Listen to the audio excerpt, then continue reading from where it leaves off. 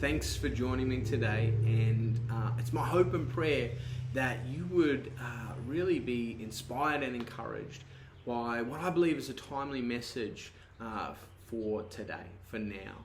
And I just want to start by building out of a foundation of God's Word, and I want to read from Colossians 3 verse 1 to 3.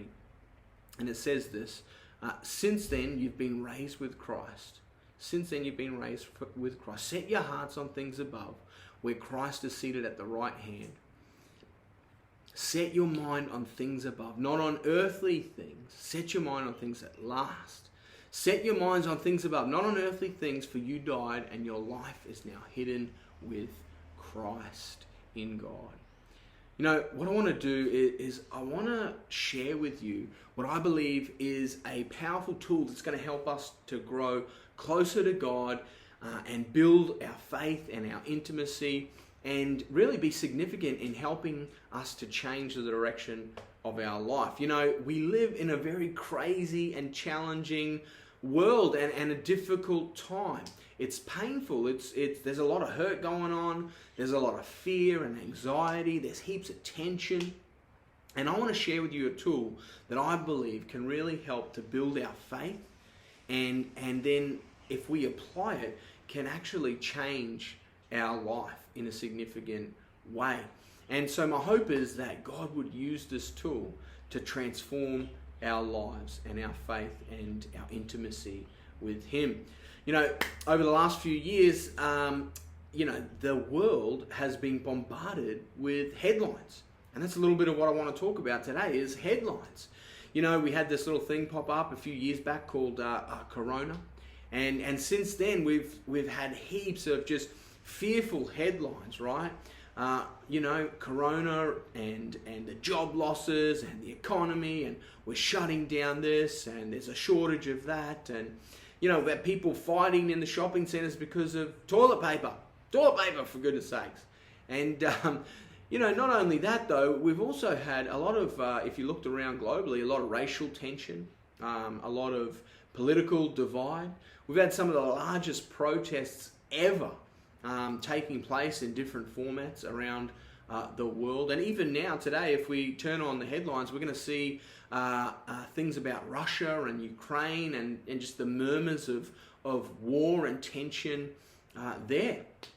There's so many headlines that are filled with negative things that it makes almost everything feel negative. It's really hard to find a hope-filled, positive story in our news headlines today. That's why I want to bring this tool into your arsenal, into your tool belt. I want to help us to change our perspective, because we're going to talk about headlines and how we can write our own headlines. And this tool is going to help us to do that. I don't know if you know this, but not all headlines are true.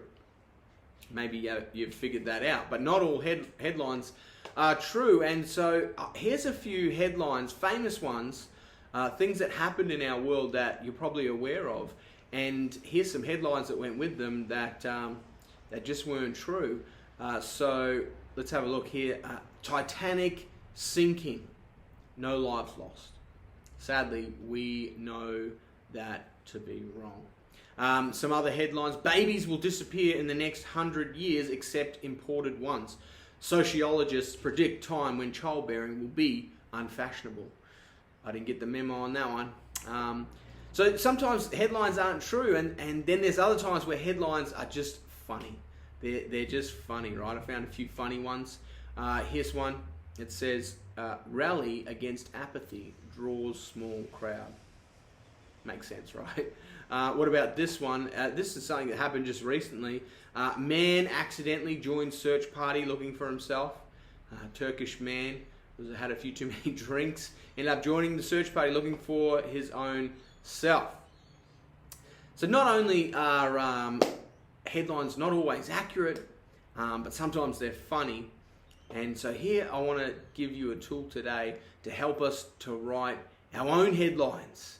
And I want us to maybe think about how we can write our own headlines and why that's important, And I believe that's important because here's the truth is we can't always change our circumstances, but we can change our perspective, right?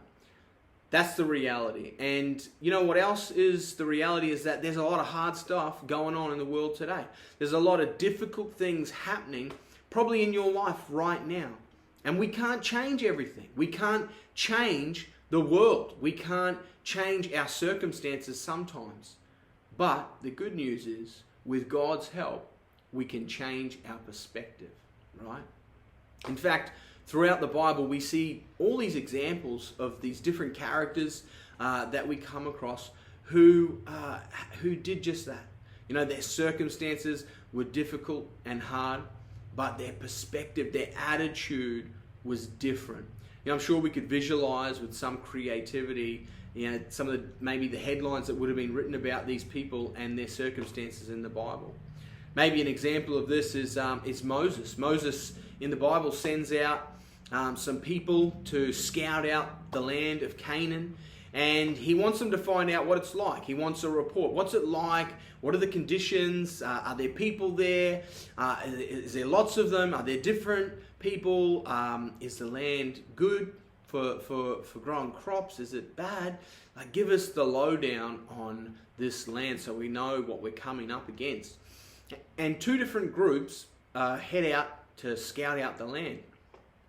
The exact same circumstance, the exact same situation, just two different perspectives. And one of these perspectives is Joshua and Caleb, right? Joshua and Caleb. And they went out with a positive perspective. They went out with a positive perspective, and they came back and here's what they said. Maybe this was their headline, right? God is with us. God is with us. The land is flowing with milk and honey, and it's rich for blessing for all, right? Same situation, two entirely different groups. Second group, different perspective. And here's what they come back with in Numbers 13:32. The land we explored devours those living in it. They come back completely different perspective. Perhaps their headline was, danger lurks, the land devours the living. Same situation, two entirely different reports. And here's the truth. We can't always change our circumstances, but we can change our perspective, and that has an impact on how we live and the decisions that we make. You know, to me, maybe one that's a little bit more emotional is the Apostle Paul, right? Another guy in the Bible, New Testament, probably the most significant person outside of Jesus in the New Testament. But he started out as somebody who was persecuting Christians, responsible for murdering them. And then he had this life-changing encounter with Jesus that totally transformed him. He became probably the most vocal person about the life, the death, the resurrection of Jesus. And he just wanted to get about in the Roman Empire, throughout the world, to preach the good news about Jesus and to share the reality of Christ. He was so just keen to get to Rome because he thought that was a strategic place, a strategic city to share this good news and to see it reach the world, the known world. And so he was praying and believing that he was going to get to Rome and preach, but unfortunately, he didn't get to go to Rome to preach. Instead, the Roman government of the time arrest him, they beat him senseless, they knock him about, and they take him as a prisoner, locked and chained, and they're pretty much deciding whether we behead this guy and end him, or what are we going to do with this guy, right? It's probably about as bad as it gets, yeah? And so he doesn't get to go to Rome and preach in the way that he wanted. He goes in prison, beaten, and now potentially awaiting his own execution. I wonder if you could imagine maybe some of the headlines that were rolling around, if there was media in the first century, what were they saying? What were some of the headlines? Here's a few that I think maybe they were saying, right? Apostle Paul awaits likely execution. Christianity's doomed. Or maybe Apostle Paul, wrongly imprisoned, sues the Roman government for tens of millions of dollars. Maybe an opinion piece is penned about it. 7 reasons why Christianity will die by the end of the first century. The good news, though, is that if you're a follower of Jesus, your life is not defined by somebody else's headlines. Your life is not defined by other people's headlines. You may not be able to change what you face, but you can change how you look at what you're facing. Your life, your ministry, your family, your marriage, your health, it's not determined by somebody else's headlines. And when we get an understanding of this, we don't set our mind on earthly things, but we set our minds on things above. We set our minds on Jesus and on God's will for our life, His pleasing, His perfect will for our lives. Here's what we need to do. We need to activate cognitive reframing. You know, it's this incredible tool that good counselors will use, right? But I believe that we can actually partner with God and see great power and benefit coming from our relationship with God and Him using this cognitive reframing in our lives. What is cognitive reframing? Well, here's what it is. It's simply shifting our mindset, right? To look at a situation or a relationship from a positive perspective. It's activating gratitude and thankfulness in our lives, right? It's a shift in our mindset. It's not thinking of what's impure or what's broken, but thinking of what's beautiful, what's pure. It's not looking at what's wrong, but it's looking for what's right, what's good. It's not looking and being upset at what's happening around us, but rather it's looking and being thankful for what we do have. We may not be able to change our circumstances or what's happening to us, but we certainly can change our perspective. And this tool that counselors would use, they might say something like this to a client. Hey, there's some bad stuff happening in your life, right? But you get to determine the meaning. You get to bring purpose out of something that's bad. Instead of saying, hey, you decide. Instead of us just saying we decide or let's just decide meaning. What we get to do though, is we get to add another layer. We get to say, all right, God, help me. Help me to determine what is it in this moment, in this circumstance, in this situation what is it that you could help me to see? Where's the purpose? Where's the meaning? Help me to shift my perspective on what I'm looking at. Help me to see the good in this.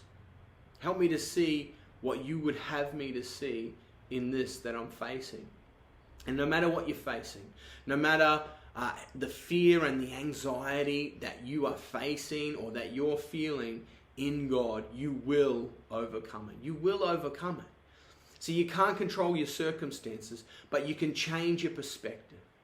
You know, we think of things that are excellent and pure and praiseworthy before God, and then what we do is we allow God to write our headlines. We partner with Him and we change our perspective and we allow Him to write our headlines for us. You know, we're going to have high points in life. We're going to have low points. There's going to be things that are beyond our control. We're going to find ourselves in circumstances and situations that we can't change. And when we find ourselves there, we've got to begin to let God renew our thinking, renew our mindset. And we need to apply new practices and rhythms in our life that lead to health and rest. Instead of leading out of exhaustion and fear and frustration and anxiety, we need to begin to reframe our thinking and develop healthy rhythms and routines in our life. We get to write our own headlines. We get to look at the good in things, right? We get to set our minds on things above, and we look for the good. We look for God and where He's at work in our life and the lives of people around us. You know, we get to see the golden things. Instead of thinking about what's hard and what's hurtful and what's difficult, we get to allow God to renew our mind and think on the things which are good. We write our own headlines, right? We say, you know what? Things might not be perfect, but man, let's have a look at what's good. Instead of breaking things down and saying, you know, what's wrong, what's good, you know. Instead of looking at people, relationships, for the hard, we instead find the things that are beautiful about them, the things that are helpful, the things that are helping us to grow as a person. The challenges that we face and the difficulties that we have are really just opportunities. They're opportunities for us to become better people, opportunities for us to grow into our potential. See, we can't always change our circumstances, but we can change our perspective. You know, you might have a diagnosis that you can't fix. You might have a problem with a relationship in your life that maybe you can't rebuild right now, and that's okay. But you can maybe change the way you view those things, change the way you think about those things, because when you have eyes to see, I want to promise you that you'll find flowers. You'll find beauty in the hard if you look for it, if you're open to it, if you've got eyes to see. And hopefully, over the next few coming weeks, months, maybe over the next year, instead of looking at what's hard and seeing it just as hard and broken and difficult, maybe you'll be able to see, hey, the beauty. Hey, where am I learning? Where am I growing? Allow God to change our perspective on how we view things. And let's have a heart that's postured and open to find the gold and the good. Because here's the truth, you are a light in this world. You've been called by God to make a difference. You know, you've got a future, you've got a path of potential to take to bring about change in this world. And in God, you have the ability to write your own headlines. So I wonder what some of those headlines would be in the next few years if you allowed God to renew your mind. I don't know what they could be, but I know that when we allow God to change our perspective, it makes a huge difference. We don't have to be defined by our past. We don't have to be defined by the things that have hurt us. We don't have to allow the enemy, the devil, to define who we are or the headlines that we're going to write. We don't have to be defined by the media, the news, the anxiety, the fear that's thrown out there all the time. The government doesn't define who we are and determine the life that we're going to live. You know, our job doesn't even have to define who we are in life. Instead, we get to determine who we are, where we're headed, how we're going to live. We can't always change our circumstances, but we can change our perspective. And, you know, that's what Paul, the apostle, was able to do in his life. He was able to come to a point where he had difficult circumstances, hardship, all kinds of things were happening to Paul. And he could have kicked back and just gone, man, this sucks, this is hard, I'm being persecuted, I'm in prison, I'm being crushed, I'm being beaten. But instead, he managed to be able to say things like this. He managed to be able to say things like, you know, even though I'm overwhelmed, even though people are coming at me from every side, you know, I may be perplexed, but I'm not in despair. He said, I might be persecuted, but I'm not abandoned. We may be struck down, but I'm still here. I'm not destroyed. And here's the truth, friends. If you're not dead, you're not done. If you've got life in your lungs, then you are not finished. You're not finished. You're not done in this world. And I want to encourage you to begin to shift your perspective on the circumstances that you're facing. I want to encourage you to be open to allow God to speak to you, to lead you to have a different perspective. See, when we fix our eyes on Him and His ways, it changes our perspective. It changes how we see things. And although we may be in hardship and difficulty, with eyes to see, we can find flowers. No matter what you're facing, the God of the universe is able and willing to help us to find perspective, good perspective in hardship and hurt. He's the God who works all things together for good for those He loves and those He calls according to His purpose. He can change our circumstances. We can be proactive in changing our circumstances when we have the right perspective.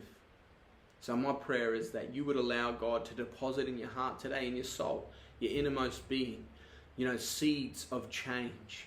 That you would allow Him to maybe help to shift and change the way you view things, the way you're seeing the circumstances that you're in right now. Don't let fear be the thing that leads you, that controls you, that is the dominating factor in your decision making.